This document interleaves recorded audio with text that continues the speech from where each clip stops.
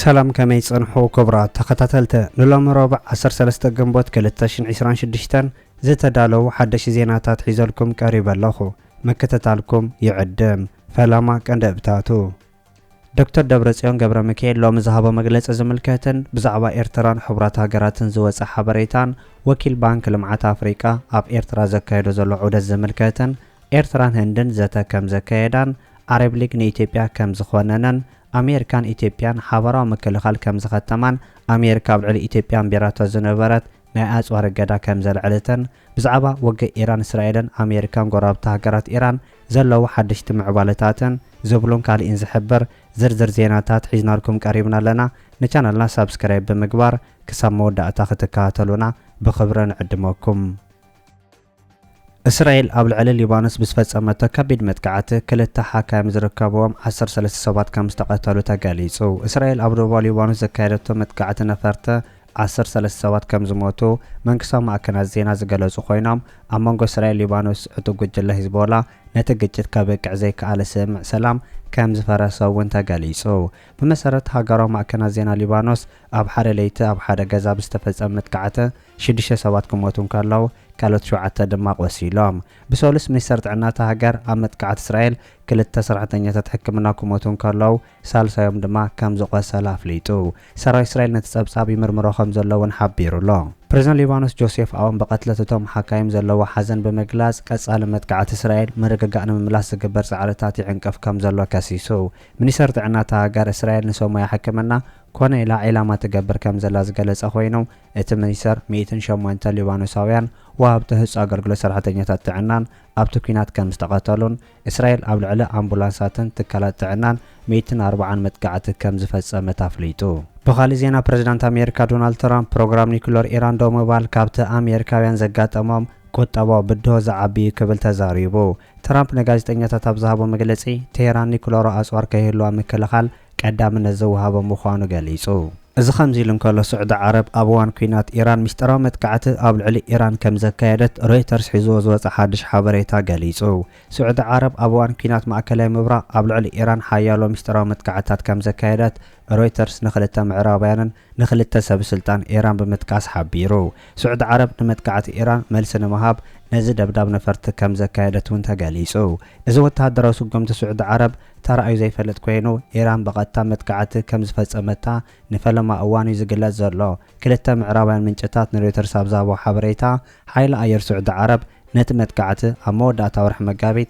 كم زفصمو حبيرام نصفا موسيقو من سعود عرب نت متقعتا زكايدتو متقعت إيران ملسن مهاب مخانو حبيرام إذا خمزي لنكالو عباي بريطانيا نمصابو حرموز نمكلخال جات سبلبو نفرتن مراقب وقعن كم تلأخاف ليتالا عباي بريطانيا عم مصابو حرموز نزكايد منكسقاس مراقب نمحلاو نزكايد حبارو تلأخو سبلبو نفرت وقعن مراقب وقعن كم تلأخاف ليتالا منيسر مكلخال التهاجر جون هيلي بسولس أبزا كايدو مجلسي منيسر مكلخال عباي بريطانيا نزك كم زفرمن كم زوسنن قاليصو إذا خمزي لنكالو أمباسادر أمريكا إسرائيل أبوان كوينات إيران إمارات عرب أصوارات كم زهابت قاليصو أمباسادر أمريكا بإسرائيل مايك هاكاب بسولس أبزهابو مجلسي إسرائيل أبوان كوينات إيران كميسائيل نمكلخال ناب حمرات مريت عرب ايروندوم باتريتاتن كيلاتاتن كم زلأخت قاليصو مايك هاكاب أبتي لاب أبزهابو مجلسي نزل كم زحبر سيبيس صبصبا خوينو حبرات مريت عرب قداماي أبال سم أبراهام بمخوانا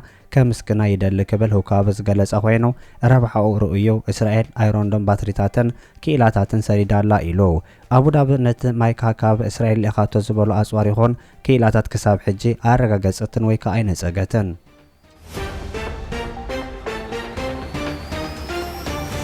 عرب لجنة إثيوبيا يخونن كم زلوا تقاليصو أب كايرو جبس بزوج حبريتا مسرت نا عرب هاجرات محبر بزوج مجلسي إثيوبيا قبل على السودان بستخايد متقعت الدرون إيد كم زنبرا بمتقاس كونينو قامت أبلات هاجرات عرب دحر زكايدو آخبا زوج مجلس كم زحبرو قبل على إيربورت وانا كتما كارتوم زتخايد متقعت الدرون نا إثيوبيا دقف كم زلوان إزون لولاونت متحس مخانو إثيوبيا بحفشا أوج السودان تجبرو زلا متأتاو كتجدف زتقلب مخانوان تحبيرو الله اتما حبر عرب هاجرات إثيوبيا خونينو نتاقند حنجاريت الرئيسيف زخانات إمريت عرب كم مخونان عدمو علو التحساساب كم زجبروان بتوساقي حبار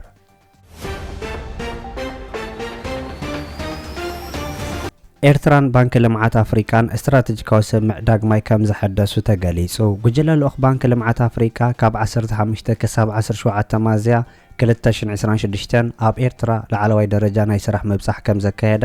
ኣብ ወግዓ መረባ ሓበሬታ ኣፍሊጡ። እቲ ዑደት ኣብቲ ኣብ እምነትን ግብራውነትን ዝተሰረተ ዝምድና ክልቲኦ ወገናት ዘተከሮ ኮይኑ ንቐጻሊ ወፍረታትን ልምዓታዊ ስራሓትን ሓድሽ ምዕራፍ ዝጸርግ ምዃኑ ተገሊጹ። እቲ ባንኪ ልምዓት ኤርትራ ኣብዚ እዋን እዚ ብሰንኪ ድሩት ዓቕሚ ምምንጫው ሰዓት ከቢድ ናይ ኤሌክትሪክ ዝተቐልውላው ተሕልፍ ከም ዘላ ቅድሚ ሕጂ ጠቒሱ ነይሩ። ባንኪ ልምዓት ኣፍሪካ ነዚ ብድሆ ኣብ ኤርትራ ጥራሕ ዘይኮነ ኣብ መላእ ትሕተ ሰሃራ ኣፍሪካ ከም ሓደ ዓበ ስትራቴጂካዊ ዕንቅፋት እዩ ዝርኦ። እቲ ላዕለዋይ ደረጃ ዝተባህለ ዘተ ኣብ ምምሕያሽ መጓዓዝያን መሰረተ ልምዓት ዘተኮረ ምንባሩ ዝተገለጸ ኮይኑ ብመሰረት እቲ ባንክ ዘውፅኦ ጸብጻብ ኣብ መንጎ ምጽዋን ተሰነድ ዝርጋሕ ዘሎ ኣውራ ጎደናን ፕሮጀክት ልምዓት ኣገልግሎታት ገምገም ባሕሪ ዘሎ ምዕባለታት ከም ዝገምገመ ተገሊጹ። እዚ ወፍሪ እዚ ኣካል ናይቲ ባንኪ ልምዓት ኣብ መላእ ኣፍሪካ ዘሰላስሎ ዘሎ ዞባዊ ናይ ምትእሳር ስትራቴጂ ኮይኑ ንኤርትራ ምስ ጎረባብቲ ሃገራት ብምትእሳር ንንግዳዊ ልውውጥን ቁጠባዊ ዕብየትን ክሕግዛ ትጽቢት ይግበር።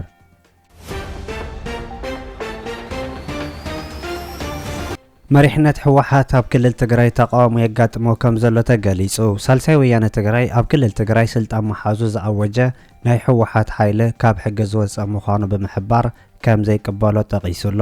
መሰጋገሪ መንግስቲ ክልል ትግራይ ክቃወም ከም ዝግባእ ዝሕብር ዘሎ ሳልሳይ ወያነ ትግራይ ብጀነራል ታደሰ ወረደ ክምራሕ ዝጸንሐ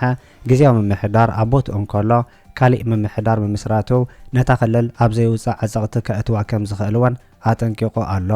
ኣብ ትግራይ ክህሉ ዝግባእ መሰጋገሪ መንግስቲ ብድሌት ህዝብን ንኹሉ ዘሳተፈ ክኸውን ከም ዝግባእ ዝገልጽ እቲ ሰልፊ ተወሲዱ ዘሎ ስጉምቲ ዘይሕጋውን ዘይሞራላዊ ዘይክውነታዊ ምዃኑ እውን ወሲኹ ረዲዩሎ።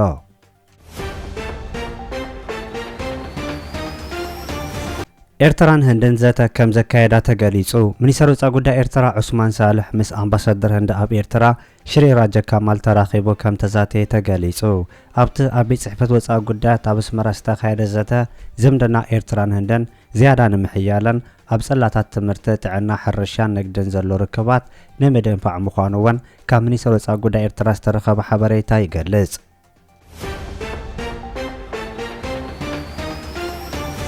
ኣብ ኤርትራ ፍሉይ ልኡኽ ሰብኣዊ መሰላት ክቕጽልን ተሓታትነት ክሰፍንን ዘይመንግስታዊ ማሕበራት ጸዊዐን። ኣብ መበል 62 ስሩዕ ኣኼባ ባይቶ ሰብኣዊ መሰላት ሕቡራት ሃገራት ፍሉይ ልኡኽ ሰብኣዊ መሰላት ኤርትራ ስልጣኑ ክሕድስን ጉዳይ ተሓታትነት ክቕጽል ዘይመንግስታውያን ማሕበራት ጻውዒት ኣቕሪበን። እዚ ብ31 ዘይመንግስታውያን ኣህጉራዊ ማሕበራት 12 ግንቦት 2026 ዝተጻሕፈ ደብዳበ ናብቶም ኣብ ጀኔቫ ዝርከቡ ቀዋምቲ ወኪላት ኣባላት ሃገራትን ተዓዘብትን ዝተለኣኸ እዩ።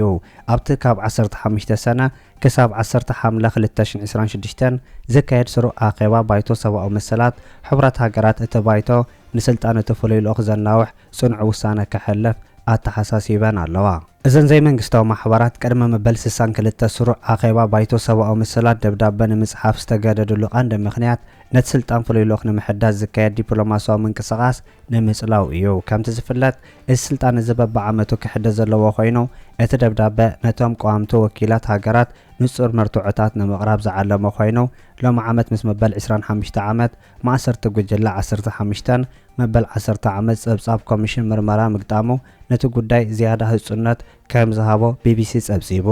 እዘን ማሕበራት ነዚ ታሪኻዊ ኣጋጣሚ ብምጥቃም እቲ ኣብ ልዕሊ ዲያስፖራ ኤርትራውያን ይካየደሉ ዝበልዎ ስግሮ ደባዊ ጸቕጢ ኣብቲ ኣህጉራዊ ዘተ ዓቢ ቦታ ክረክብን ኩነታት ሰብኣዊ መሰላት ኤርትራ ካብ ኣቓልቦ ዓለም ከይወፅእ ይጽዕራ ከም ዘለዋ ቢቢሲ ጸብጺቡ።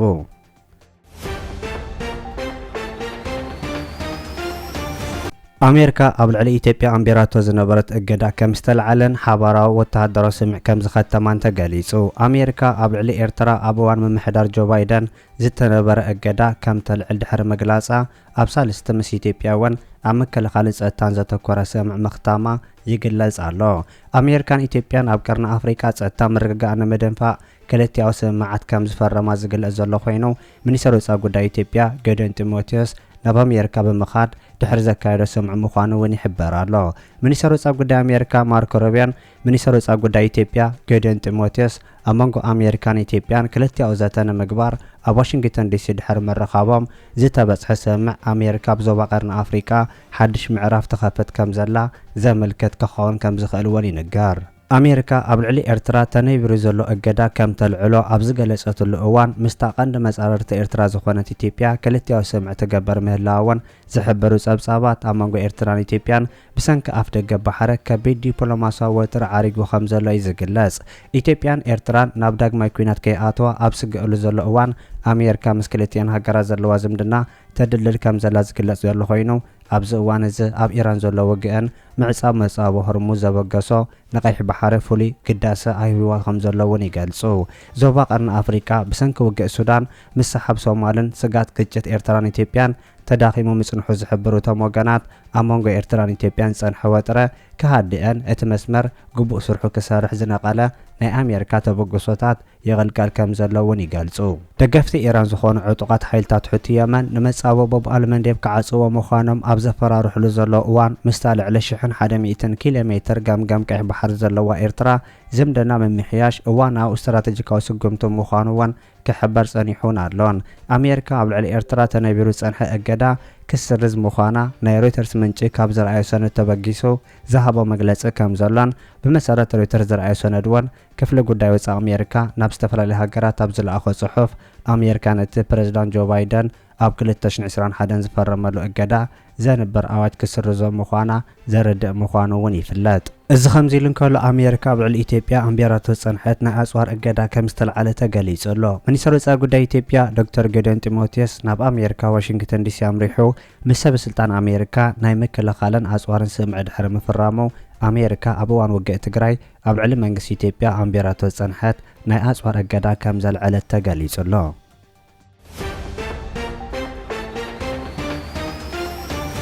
ሕጂ ትግራይ ኣጋጢምዋ ዘሎ ጸገም ንምፍታሕ መንግስቲ ትግራይ ኣብ ምድንፋዕ ኩለ መዳዊ ማእቶት ምድልዳል ዓርሶ ምርኮዛ ትኩረት ገይሩ ክሰርሕ ይኽእል ፕሬዝዳንት ክልል ትግራይ ዶክተር ደብረጽዮን ገብረ ሚካኤል ተዛሪቡ።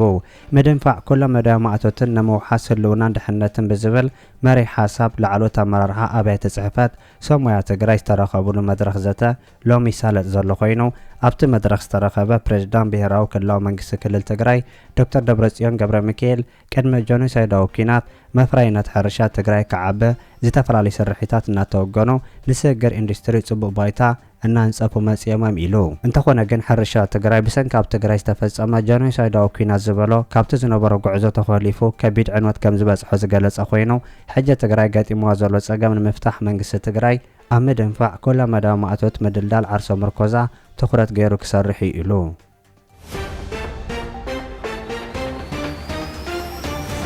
ክቡራት ተኸታተልቲ ንሎም ዝተዳለወ ዜና ነዚ ይመስል። ኣብ ዝቕጽሉ ዝፍነው ዜናታት በቐዳምነት ክበጽሐኩም ሳብስክራይብ ዘይገበርኩም ሳብስክራይብ ንኽትገብሩ ብኸብሪ ንዕድመኩም።